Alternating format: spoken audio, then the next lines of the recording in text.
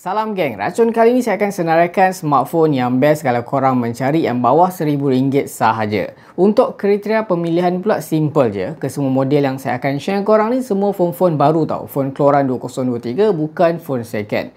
Dan dia punya RAM pula minimum 6GB, storage pula starting 128GB dan ada bateri yang besar 5000 mAh.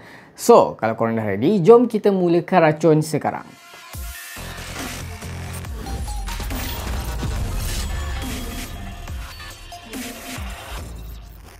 Untuk pilihan yang pertama dalam senarai ni, saya akan pilih Infinix Hot 30 lah sebab saya perasan harga dia agak murah, spek pun melimpah. RM599 korang dapat 8GB RAM jenis LPDDR5 yang agak laju dan storage pun besar 128GB, cuma tak berapa nak laju sebab dia still pakai teknologi yang lama lah, eMMC 5.1. Model ni saya perasan lately ni agak viral lah dekat TikTok sebab katanya diorang iklankan phone ni sebagai phone gaming. Tapi actually kalau korang tengok spek dia, chipset yang guna pakai tu boleh kata chipset biasa je lah, Helio G88. Boleh gaming tapi bukan high performance punya gaming. Contohnya macam untuk PUBG Mobile tu grafik paling tinggi Just Move Ultra je korang dapat. Call of Duty Mobile pula medium high, Apex Legends pula high je grafik dan juga ML pun grafik high je. Yang tak berapa nak best phone ni kalau untuk gaming tu dia tak support gyro, tapi yang menariknya dia ada stereo speaker. Untuk spek lain korang dapat screen 6.78 inci Full HD Plus resolution, dia just pakai IPS LCD bukan AMOLED dan juga dapat 90Hz refresh rate. Dan phone ni juga support dual camera 50MP dan juga AI lens. Manakala untuk kamera hadapan 8MP. Dari segi bateri korang dapat 5000 mAh agak besar dan sistem pengecasan yang agak laju 33W. Untuk sistem operasi dah pun pakai Android 13 dengan skin XOS 12.6. Untuk kelebihan lain tu korang dapat audio jack, ada NFC, gaming mode, stereo speaker, lepas tu dia pakai side fingerprint lah. Dari segi software support untuk model Infinix ni tak berapa nak committed sangat lah. Biasanya diorang promise dalam 1 ke 2 tahun untuk OS update. Seterusnya kita ada Tecno Spark 10 Pro. Rasanya ni model baru je rasmi dekat pasaran Malaysia tau. Yang mana kan untuk Tecno dan juga Infinix ni antara brand baru lah dekat pasaran kita. Yang bagusnya kan bila diorang baru nak masuk ni, diorang akan tawarkan spek melimpah dengan harga yang agak mampu milik lah. Untuk Tecno Spark 10 Pro ni harga agak mahal sikit lah berbanding Infinix Hot 30, sekitar 649 macam tu. Korang dapat 8GB RAM dan juga storage yang agak besar 256GB. Walaupun harga dia agak mahal sikit, tapi chipset tu masih sama macam Infinix Hot 30. Dia pakai MediaTek G88. So korang boleh expect performance yang lebih kurang sama je lah dengan Infinix Hot 30. Untuk spek lain dia dapat screen 6.78 inci, resolution Full HD Plus, pakai IPS LCD. Yes, support 90Hz refresh rate juga. Untuk kamera still dual camera 50MP dan juga AI lens. Untuk kamera hadapan lagi besar sikit dekat sini 32MP dan juga support dual flashlight lah untuk dapatkan kualiti cahaya yang lebih cantik dalam keadaan yang gelap.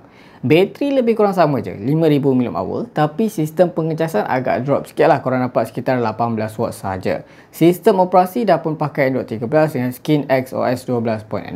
Untuk features tambahan, phone ni juga ada support audio jack, ada NFC, gaming mode, stereo speaker dan juga ada side fingerprint scanner. Untuk gyro dekat sini actually phone ni dia still pakai gyro jenis software, so agak delay lah. Senang cerita phone ni tak ada gyro lah. Dari segi software support untuk model ni tak silap saya dibagi sekitar 2 tahun untuk OS lah. Seterusnya dalam pilihan saya kita ada Realme C55 yang mana model ni didatangkan dengan dua versi. Untuk harga RM699 tu korang dapat 628GB, manakala untuk harga RM799 korang dapat 8GB RAM dan juga 256GB. Apa yang menarik pasal model ni? Realme C55 ni barunya agak viral jugalah sebab ini adalah smartphone Android pertama yang ada mini kapsul lebih kurang ala-ala macam Dynamic Island yang ada dekat iPhone 14 Pro. Untuk spek tu pun still pakai chipset yang sama macam dua model tadi, which is Helio G88, yang mana untuk Antutu score tu lebih kurang dalam 290,000 macam tu lah. Untuk spek lain dia ada screen 6.72 inci, dia punya screen design tu agak modern dekat sini. Lepas tu dia juga support 900Hz dan juga 180Hz untuk dia punya touch sampling rate. Dari segi kamera masih sama, dual camera setup, tapi ada main camera yang agak besar sekitar 64MP dan juga 2MP untuk depth sensor. Manakala untuk kamera selfie sekitar 8MP dan juga support 1080p 60fps untuk rakaman video. Dari segi bateri still 5000 mAh dan juga ada sistem pengecasan 33W. Sistem operasi dah pun menjalankan Realme UI 4.0 based on Android 13. Untuk kelebihan lain tu korang dapat audio jack, ada NFC, gaming mode, yang mana apa yang menarik pasal gaming mode dekat phone ni kan, dia boleh aktifkan FPS counter. Dari segi speaker speaker, phone ni dia just support mono speaker, bukan stereo speaker. Dia tak ada gyro dan juga dia pakai side fingerprint scanner. Dari segi OS update tu, untuk model ni dia support 2 tahun untuk major update dan juga 3 tahun untuk security patch. Next kita ada Redmi Note 12 4G. Untuk model ni saya rasa kan lagi better lah dari 3 model yang kita sebut tadi. Untuk model ni pun didatangkan dengan 2 versi juga. Untuk harga RM699 paling murah ni korang dapat 6GB RAM dan juga 128GB storage. Manakala untuk harga RM799 korang top up lagi RM100, korang dapat RAM yang lagi besar 8GB tapi storage still sama 128GB.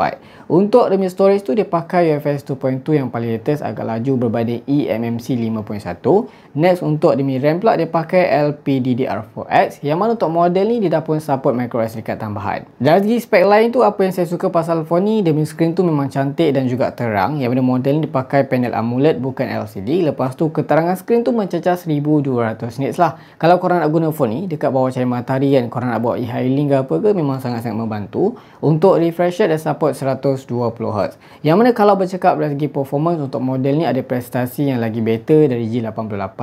Untuk AnTuTu score tu boleh cecah 320,000 macam tu. Dia pakai Qualcomm Snapdragon 685 binaan 6nm. Untuk kelajuan clock speed tu boleh cecah 2.8 GHz. Dari segi kamera korang dapat triple camera setup. Kamera utama 50MP, ada 8MP untuk ultra wide angle dan juga 2MP untuk macro camera. Yang mana untuk kamera hadapan sekitar 13MP untuk rakaman video kalau berakam 1080p 30fps saja. Untuk bateri agak besar, standard lah 5000mAh dan juga support sistem pengecasan 33W. Untuk sistem operasi dapuran Android 13 dengan skin MIUI 14. Untuk features tambahan banyak juga benda yang dia bagi dekat sini. Korang dapat audio jack, ada NFC, gaming mode, lepas tu ada gyro lagi. Gyro dia memang okey, dia bukannya jenis software, memang hardware.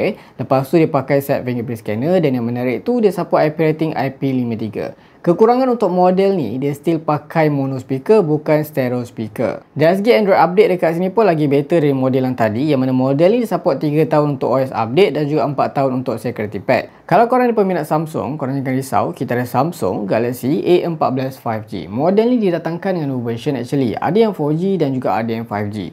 Untuk 4G tu harga dia sekitar RM799. Untuk yang 5G tu agak mahal sikit lah, tapi masih bawah RM1000. Harga dia sekitar RM949 yang mana korang dapat 6GB RAM dan juga 128GB storage. Saya sengaja pilih yang 5G ni sebab ada spek yang lagi better lah, yang lagi sedap lah untuk kita beli kan. Ok, untuk model ni dia punya RAM tu jenis LPDDR4X yang latest. Lepas tu dia punya storage tu jenis UFS 2.2 dan juga support microSD card tambahan. Untuk spek lain tu rasanya tak ada apa yang special lah, lebih kurang di macam B4 ni. Cuma dari segi performance tu lagi better daripada Helio G88 sebab dia pakai Dimensity 700 binaan 7nm. AnTuTu tu dapatlah dalam 275,000 macam tu, tinggi sikit daripada Helio G88. Untuk screen korang dapat 6.6 inci, lepas tu resolution pun dah Full HD+ dekat sini. Dia still pakai IPS LCD bukan AMOLED dan juga untuk refresh rate pun ada 90Hz refresh rate. Cuma apa yang korang menarik dekat bahagian rekaan tu, dia still pakai rekaan lama, water drop notch dekat sini lah. Untuk kamera ada triple camera setup dekat sini, yang mana untuk kamera utama sebesar 50MP, manakala lagi dua lens tu sama je 2MP, ada macro dan juga depth sensor. Untuk kamera selfie sekitar 13MP. Untuk bateri masih sama juga macam model-model yang lain 5000mAh, cuma untuk sistem pengecasan ni rasanya yang paling low lah, sekitar 15W. Untuk features tambahan ada audio jack, lepas tu ada NFC, gaming mode, gyro dan juga pakai fingerprint. Untuk kekurangan tu, phone ni dia tak support stereo speaker, dia just pakai mono speaker saja. Untuk design dia tu saya agak suka sebenarnya dekat model ni sebab rekaan dia tu dia tiru ala-ala macam S23 series, cuma bahagian depan je lah agak kurang menarik sebab pakai water drop notch. Dari segi OS kan, untuk model ni, kalau yang model lain tu dapat 4 tahun, untuk model ni tak silap saya sekitar 2 tahun sajalah untuk OS update dan juga 4 tahun dia punya security update. Seterusnya kita ada Realme 10 4G. Harga dia korang dapat sekitar RM999 untuk harga baru, 8GB RAM, 256GB storage yang korang dapat dengan harga yang korang bayar tu. RAM jenis LPDDR4X dan juga storage UFS 2.2. Dia juga support microSD card tambahan. Apa yang menarik pasal phone ni, saya agak suka bahagian screen dan juga performance. Screen dia pakai 64 inci Full HD+ resolution, dia dah pun pakai AMOLED screen lah, bukan IPS LCD. Untuk keterangan skrin pun agak terang, sekitar 1000 nit macam tu. Dia juga support 90Hz refresh rate dan juga 180Hz touch sampling rate. Untuk dia punya perlindungan pun dah pun pakai Corning Gorilla Glass 5. Dari segi prestasi untuk model ni lagi better daripada yang lain lah. Dia pakai Helio G99 dengan binaan 6nm. Yang mana kan chipset ni kalau kita compare tu, dia punya prestasi tu lebih kurang macam Snapdragon 732G macam tu lah. AnTuTu score pun agak tinggi, sekitar 400,000 macam tu lah. Untuk kamera korang just dapat dual camera setup saja, yang mana untuk main kamera 50MP dan juga 2MP untuk black and white. Untuk kamera selfie sekitar 16MP. Bateri macam biasa lah, agak besar, 5000 mAh. Untuk sistem operasi dapat pakai Realme UI 4.0 based on Android 13. Untuk features extra korang dapat audio jack, ada NFC, gaming mode kan. Untuk speaker dekat sini dia bukan stereo, dia just mono, tapi boleh boost sampai 200%. Dan phone ni pun dia tak support gyro, dia pakai set fingerprint scanner sahaja. Dari segi OS update tu agak menarik lah dekat model ni sebab dia support 3 tahun major OS update. Seterusnya kita ada model yang agak menarik yang biasanya fokus dia dekat gaming. Kita ada iQOO Z7X 5G. Harga dia sekitar RM939, korang dapat 8GB RAM dan juga 128GB storage. Antara features gila lah yang saya suka dekat model ni, first kali ada bateri yang paling besar dalam senarai, 6000 mAh. Sistem pengecasan pun laju gila geng. 80W fast charging. Dan macam mana dari segi performance, sebab katanya phone ni phone gaming. So untuk chipset dia pakai Qualcomm Snapdragon 695, yang mana dengan performance tu kalau korang tengok dekat AnTuTu score 400,000 lebih tu lebih kurang macam Helio G99 macam tu lah. Untuk screen korang dapat 6.4 inci size dia, dia still pakai resolution Full HD+. Untuk panel bukan AMOLED lah, just pakai IPS LCD dan support 120Hz refresh rate.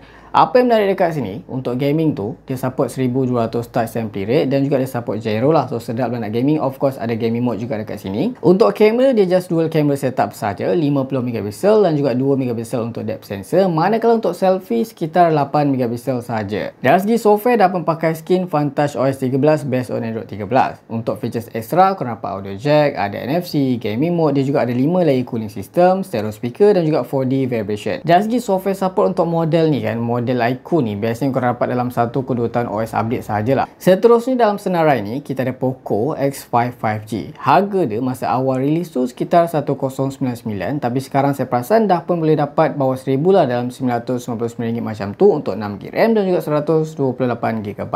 Tapi dia ada juga model lain yang lagi besar RAM dan juga storage. Harga dia sekitar RM1199. Okey, kalau bercakap dari segi spek untuk model ni, actually spek dia lebih kurang sama macam iQOO Z7X 5G tadi. Dia pakai chipset yang sama lah dekat sini, Snapdragon 695. So korang boleh expect lah performance dia lebih kurang je. Tapi apa yang lebih best dekat model ni mungkin dekat bahagian punya screen lah. Untuk model ni dia pakai screen jenis AMOLED lah, bukan IPS LCD. Untuk keterangan screen pun agak terang, cecah 1200 nit, juga support 120Hz untuk refresh rate. Untuk kamera dekat sini dia ada triple camera setup, 48MP untuk kamera utama, 8MP untuk ultra wide angle, 2MP untuk macro dan juga 13MP untuk kamera selfie. Manakala untuk bateri lagi kecil sikit daripada iQOO Z7X 5G, 5000 mAh dengan pengecasan pantas 33W. Untuk sistem operasi dia pakai MIUI 13 for Poco. Untuk features extra korang dapat audio jack, ada NFC, ada juga gyro, air blaster dan juga side fingerprint scanner. Of course ada gaming mode dan juga IP rating IP53. So rasanya sampai sini dulu video kita untuk kali ni. Kalau ada model lain yang lagi best yang saya tak sempat sebut dalam video ni, korang boleh komen, mungkin kita akan buat part 2. Dan kalau korang nak tengok lagi phone lain yang bawah 1005 ke, bawah 7000 ke, korang boleh komen dekat bahagian bawah. Tapi apa yang saya perasan setakat 3 Mei 2023 ni model-model yang bawah 1000 yang keluaran 2023 ni memang tak berapa nak menarik sangat lah. Spek dia pun boleh kata biasa-biasa je. Ok, so kalau korang suka video ni jangan lupa tinggalkan like, share, komen dan juga subscribe. Itu sahaja racun kali ni. Jumpa lagi di racun seterusnya. Assalamualaikum.